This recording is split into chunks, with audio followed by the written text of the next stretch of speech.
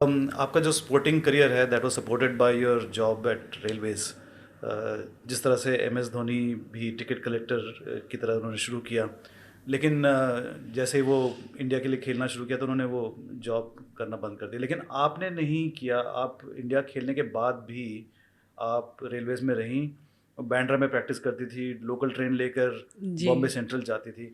उस जर्नी के बारे में बताइए, what were those days like? I mean I can't imagine कि आप इंडिया के लिए खेल रही हैं और फिर भी आप रगड़ाई कर रही हैं लोकल ट्रेन में। सबको यही लगता था कि क्रिकेटर हैं तो शायद बहुत पैसा है इनके पास, बट ऐसा नहीं रहता था तब। बहुत जी। डिफरेंट था। We were not earning that much, but सबको ये रहता था कि क्रिकेट के through we will get government job, क्योंकि सबको अपनी लाइफ सिक्योर करने की रहती थी। और उस टाइम पे सिर्फ एक ही ऑप्शन रहता था, वो था रेलवेज। और उस टाइम पे डायना मैम ने जॉब ऑफर करा था मुझे।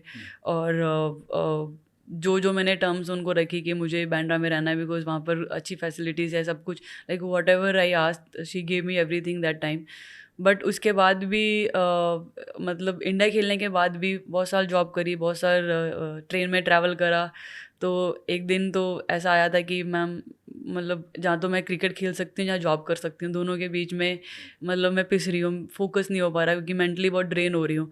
लेकिन उस टाइम पे शी प्रॉमिस कि अगर आई विल ट्राई कि आपको लीव मिल जाए 330 डेज़ की, और जहाँ पर आपको चैम्पियनशिप जीतनी पड़ेगी, जो हमारी डोमेस्टिक लेवल पे जो बीसीसीआई का टूर्नामेंट होता है।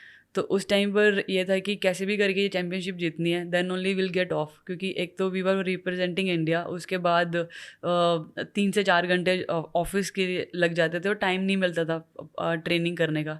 तो इम्प्रूवमेंट का जो स्कोप मैं पहले भी बात करी थी वो वापस ज़ीरो पे आ गया था।